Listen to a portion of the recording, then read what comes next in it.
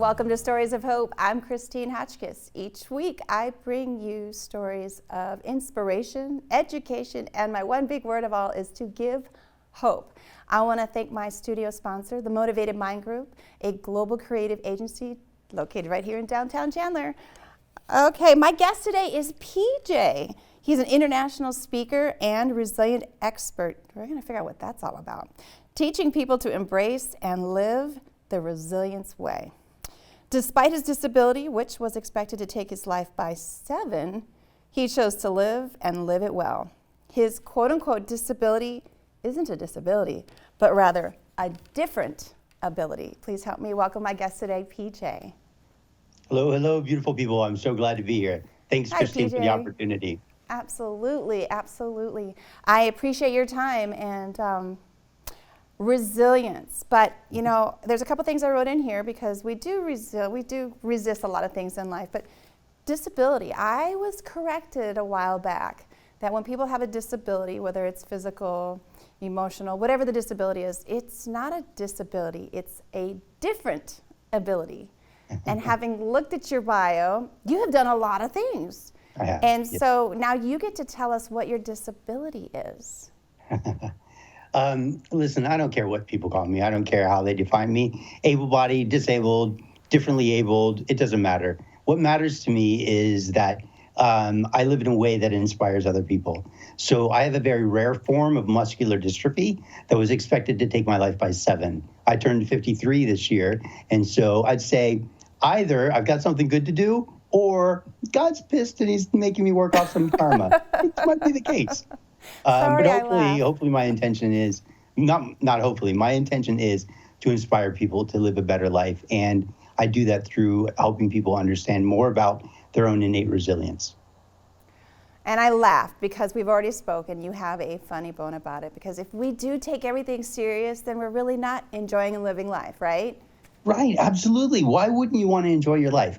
We're here, you might as well enjoy it. It's a choice. And since we have a choice, we can either choose to be unhappy or we can choose to be happy. In that's going back too far. In 2019, I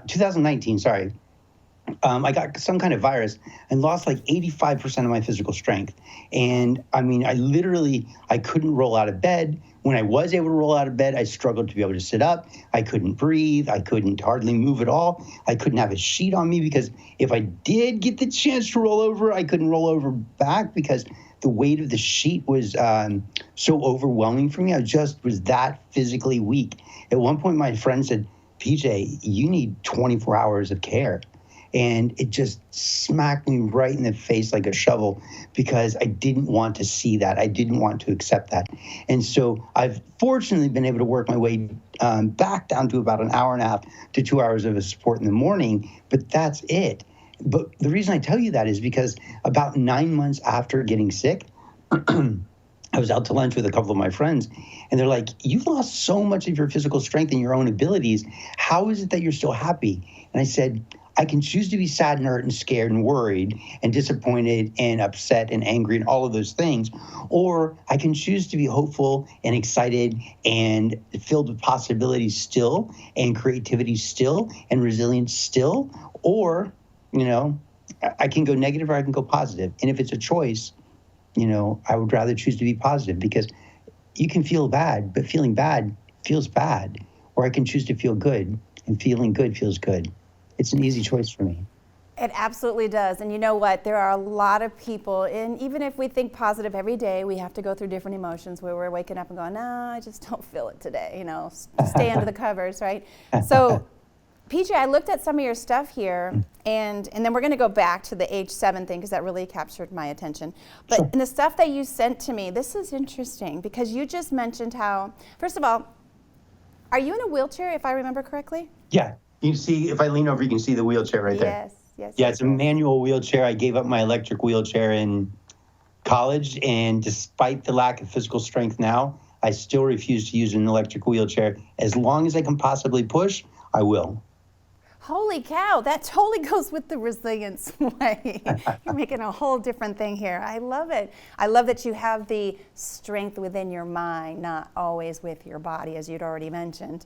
But here's a couple of things that, we can say, oh, I can't do that. And one of the things, and if my son was sitting right here, he'd say the same thing. He's like, don't tell my mom that. I can't tell my mom that. And it was this. I told both my daughter and my son, when they say, I can't do that, I was like, did you try? Because can't isn't an option if you haven't tried. Now, within reason, of course. But it was like, if you can say that I can't, that means you didn't try it. So don't ever say that. So they don't say it. There's a lot of things. I was a different type of parent. I was raised in the same way. My mom did the same thing for me. For me and my sister. She would say, can't doesn't live here. Can't never did a thing. Keep trying. Right? And so we would get praised for trying, which is why I think my sister and I have succeeded at the level that we have.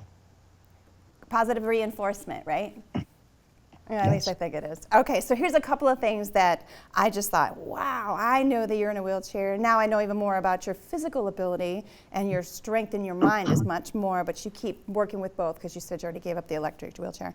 But you've got stuff in here you've done, like, you ready for this? I mean, we're talking extraordinary stuff. Sailing, skydiving, trapezing, Yes. zip lining, one of my favorite things to do. Super fun, right? It is. I did it a couple different times. Hiking, mountain climbing, and snow skiing. All right. Yeah. Now, you're a perfect example of tell people who say they can't do something or they have a disability. How do you do all that, PJ? You just get creative, right? I can't even lift my own arms anymore. I can barely stop my own wheelchair. And so if there's something you want, you just find a way. So for example, hiking, I don't hike. I get strapped to the back of a friend and we go, right? Or I used to just hold on piggyback style and they would reach underneath my my legs. I'd be on their back. They'd reach under my legs and reach up and grab my own wrists. So I basically became a backpack. And when I jump out of planes, for me, when I jump out of planes, it's not like other people jumping out of planes. I'm strapped to the front of a great big guy, so it's a little bit like being kidnapped because if I don't want to get out, I'm still getting out. And in fact, that was a great experience the first time I did that. And I can tell you that story if you're interested, but how do I do it? I do it because I find creative ways. I still want the experience. If that means that I have to be strapped to the back or the front of someone to do it, I will. But snow skiing, I sit in what's called a bi-ski, which is like a little seat for your bum, and there's a little cup out in front of you for your feet. And then below me, about 14 inches to 16 inches below, are two skis.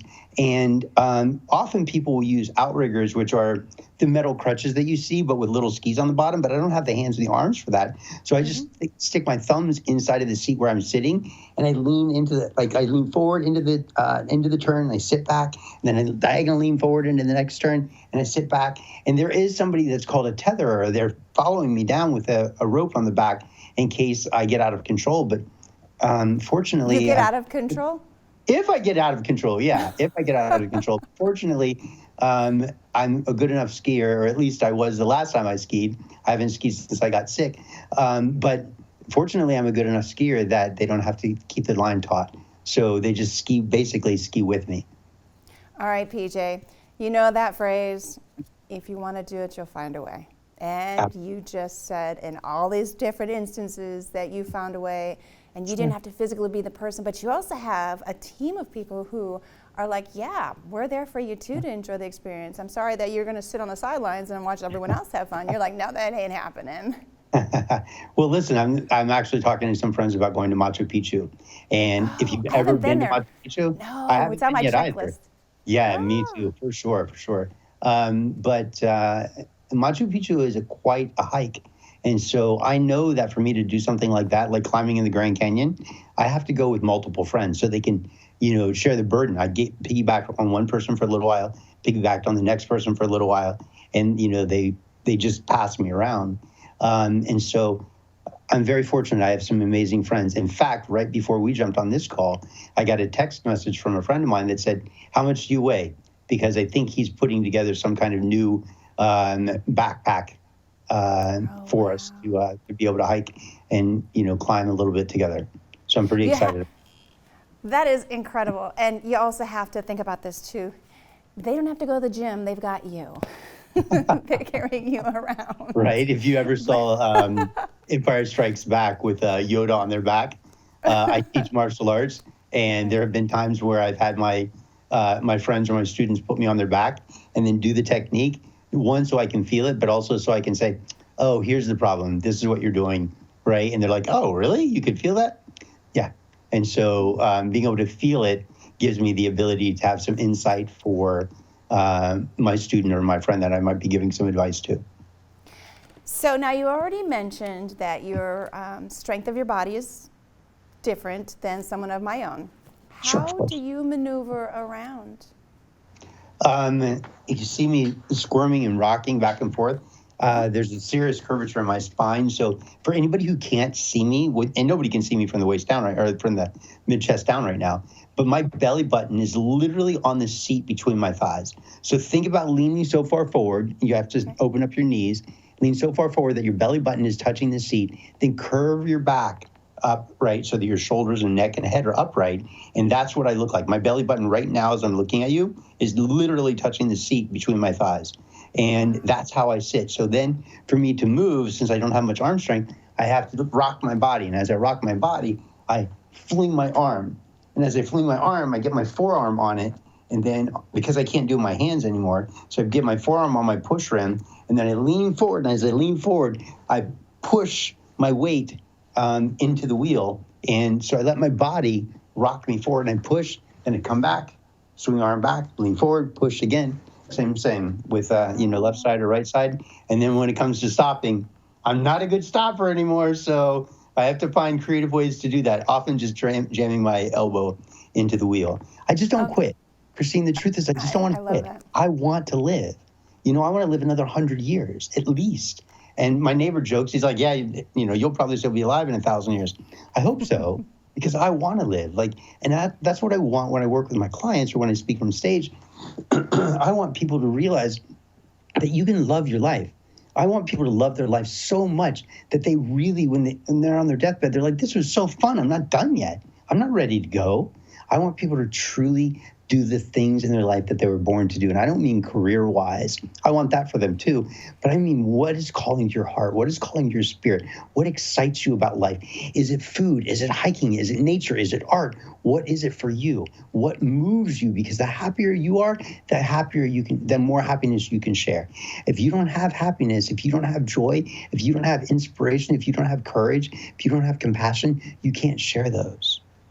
And yet we all know that those are delicious parts of who we are as people. Yeah, got me right in the heart on all of those. Absolutely. And as you know, it is a choice, but no one is exempt from any changes either. So one day we could be walking just fine, have our eyesight, be able to speak, and then one day something might change. Listen, let me jump in. Forgive me for interrupting, but this is an important thing that you're saying. Change, I always said that change is inevitable. Transformation is a choice. Oh, yeah. So you're 100% right. Change is going to happen, whether we like it or not.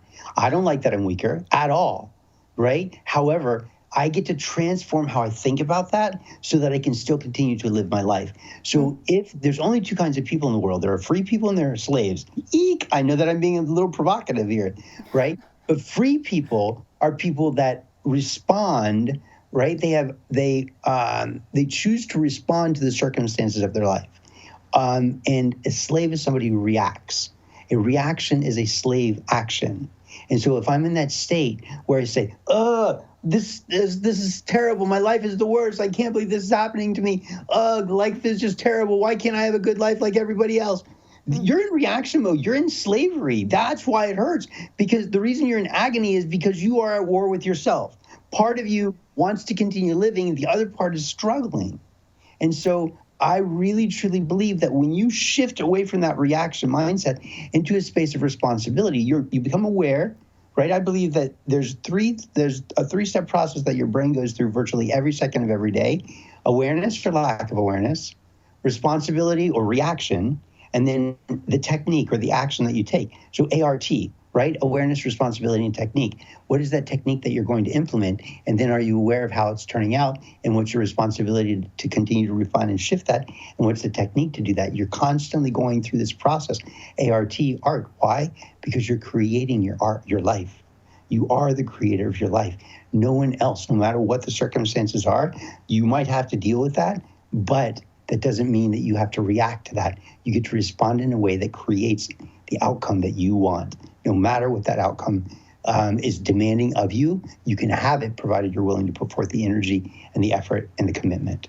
Because 100%. resilience is born from commitment. 100%. So we're going to bring this back a few years, only because as an adult, society tries to program us. I say try because now as I've gone through my own stuff, we allow it to program us, whether it's comparison or what has happened to our lives. That's why I say it the way that I do.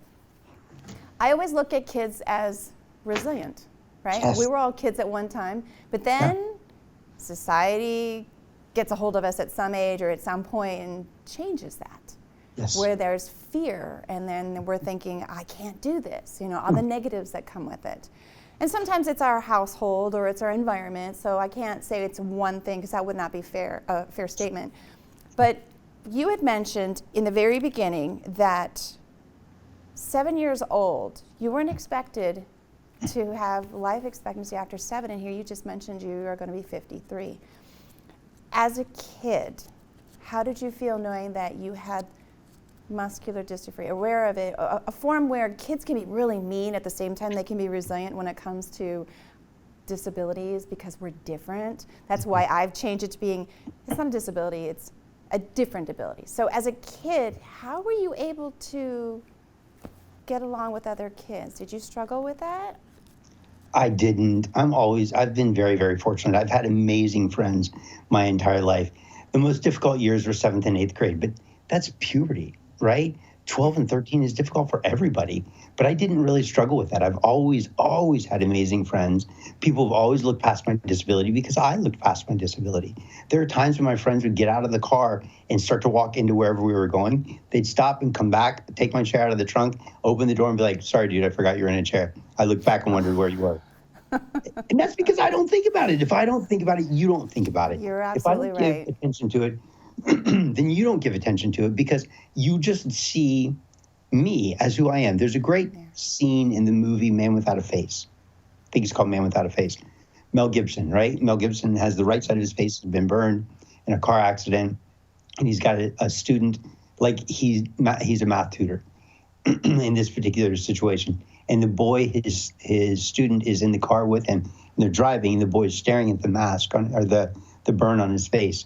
And Mel Gibson starts to get a little nervous and a little self-conscious, and he looks over at the boy, right? And he's like, what are you looking at? Right? Because he's starting to get nervous, like this boy is staring at the scar. And the boy says, when I look at you, I don't see your scars. Oh. That's a beautiful statement. He's saying, I see your heart. And when you are a good soul, a good person, right? When you care about others and you don't put attention into the sad parts of your life or the difficult parts of your life or your losses, but instead you put it into the hope, stories of hope. You put it into the hope for the future. You put it into the art that you're creating, the way that you want your life to be. When you put your attention into the friendships and the connections with yourself for something greater, then all of a sudden life starts to blossom. It's just like a flower. I want to add to that because this is something that I see, and I pay attention to people probably more than I should, but I just go, interesting, what's their story? Obviously, because that's just what I have going on here because it helps other people. But the one thing I have noted, so not a lot of people know this, but I was born blind and deaf. That is so crazy. I think you told me this. Tell me again. Yeah, I was. For a short time of my life, I was blind and deaf because of a situation, and we won't get into that, but I wanted to share that. So I don't take any of my visual or any of my hearing ever for granted. That's why I'm always like looking at the small things. When people are like, oh, it's the small things, I'm like, you have no idea. Wow. But with that being said, there are people who are born blind and stay blind. There are people that lose their eyesight for one reason or another.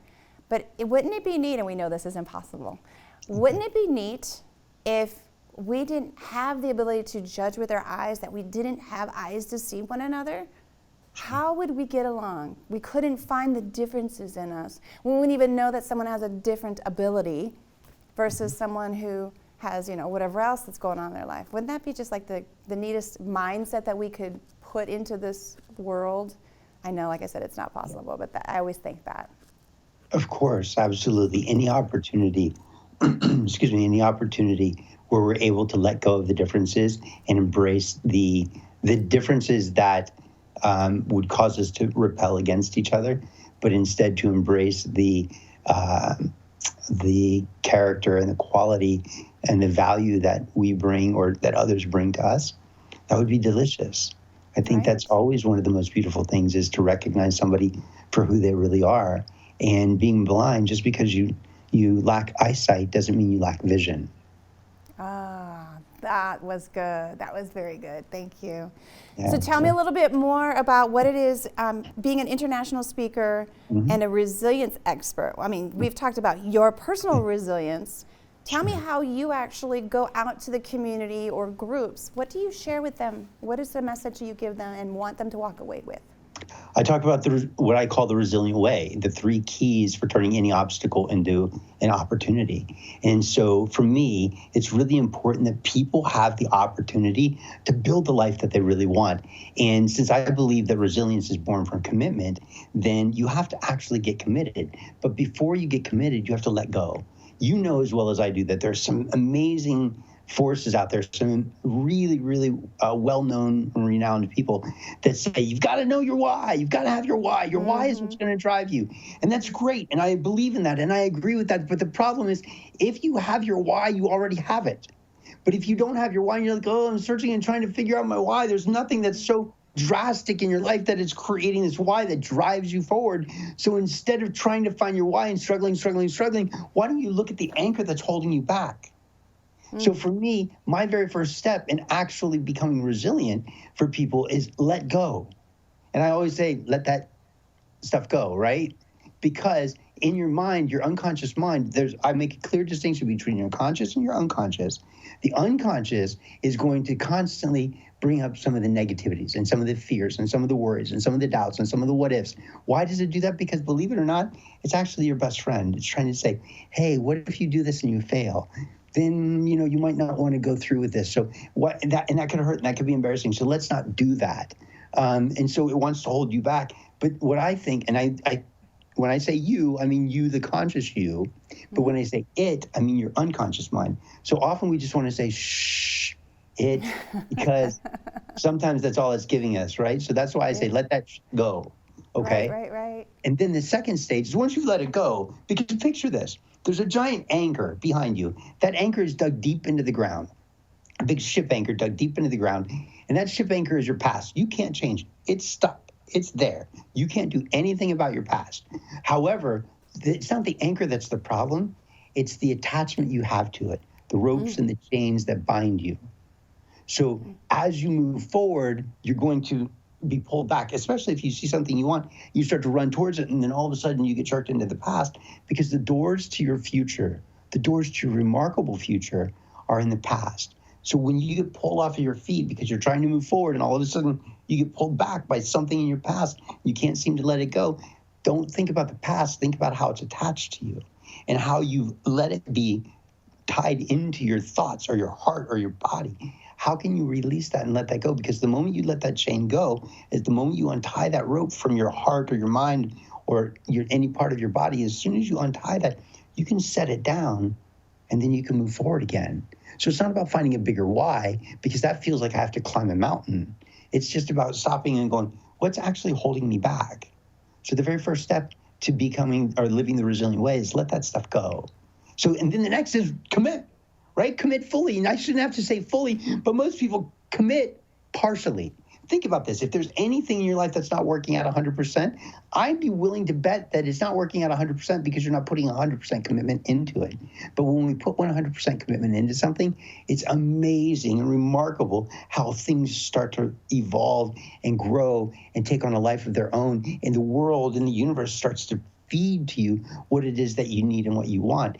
Even though there might be an uphill climb, if you commit fully, that resilience that you need to get you there will be born, because when you commit, resilience is born. So step 1 is let that stuff go. Step 2 is commit fully. Step 3 is get excited about your problem. Get excited about your next challenge. I did say problem, but most of the time I say challenge because I don't want you to think about your problems. I don't want you to think about your issues. I want you to see something maybe as a challenge. And a challenge is something that we get to wrestle with, is something that we get to play against, is something that we get to climb up and over. A challenge is something that just strengthens us. And so if we get excited about our challenge, it releases the dopamine in our brain, in our body, and that dopamine, while we think is tied and linked to feeling good, it is, but it's more associated with motivation and that internal drive to get you in motion. So when you get excited, if you're sitting on the couch and you're like, oh, I'm in couch potato mode, I need to do this stuff and I can't. I can't do it. Why? Because you feel like you're overwhelmed by certain chemicals in your brain, but the moment you get excited, all of a sudden you have this energy and you can get up off the couch. There's that motivation. PJ. I get excited. You're super excited. And I love it. You know, that also, when you speak about it, I think when people come to these seminars or they go to speak or to listen to a speaker on whatever the experience or the expertise is, I think a lot of us will go in depending on where we are in our lives. So if we're going to like figure out who we are as a person, you already talked about the why part. It's like, but the why, it doesn't have to be just your professional life. The why could be your personal side too. 100%. It's a push and a pull on both things. And it, like you already said, if you're going to be resilient on something that you say you got this idea or you have this dream, you have this feeling you want, but if you don't keep pushing forward and let that anchor pull you back, you're never going to find the professional part of your why or the personal part of your why, whether it's to have a business of your own or to have a relationship with someone or a family or whatever those things are. It goes both ways. It's the resilience of stop letting that anchor pull you back, like you said, and lean into, I think is the right way, into what it is that you're wanting and take everything that you've been pulled back as a lesson, what not to do or what to maybe fix to move forward, to go towards what you're trying to lean into. Am I right? 100%. Absolutely. Oh, good. So before I ask my final question, where can you be found should anyone want to know more about you or perhaps book you as a speaker? That would be amazing. I would just send most people to pjswisdom.com, pjswisdom.com, because there you can find links to all of the social media sites that I have. And I would love to be able to, and you can also send me an email from there. I'd love to connect with people and just tell me how I can serve you and be of support, because I want you to have an amazing life. And the way you do that is by letting go of the things that are holding you back. So take that next step. Something that is very difficult for us, it's easier to hear. What's that saying? It's easier said than done, but I'm not believing that anymore, because to be done means you took the action, the initiative to do it, because it really meant that much to you. If you want it, you'll find a way to do it. 100%. So I have one final question. You ready? I am. So I don't know where I came up with this question, but it has worked for me. If I was only to ask one question to get to know somebody in that one question by their response, it would be this. What message would you like to leave everyone based on your journey of your life? Give me a second. I want it to come through me instead of from me. What message would I like to leave people? Go ahead. Based on your journey of your life. Give me 1 sec.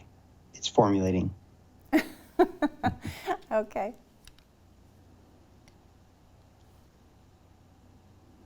Love is an intention. Explain.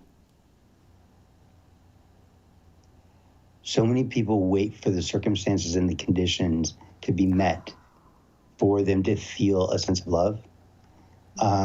They want everything to be aligned and proper and in order. But love is an intention. So if you want to change the direction of your life and you want to improve any of your relationships, when you shift and move forward and take action with love as, in essence, as the flashlight that leads you, then every relationship that you have, including the one with yourself, changes. Because love is not just about loving other people, it's about also loving yourself. That was beautiful. Thank you. Very Thanks. true. Thank you. Yeah, Thank you for your time, PJ, for sharing your journey, your expertise, and how to be resilient and being available to anyone who wants to know more about how to do that. Thank you so much. It's my honor. And Christine, thank you so much for the invitation. It's truly been an honor. Thank you. Mm-hmm. I want to thank my studio sponsor, the Motivated Mind Group, your global creative agency located right here in downtown Chandler. If you have a story you want to share, know someone who has a story, or you're a nonprofit making a difference in your community, please email me to the address of stories@christinehotchkiss.com. Until next time, everyone, I wish you well, and you take care.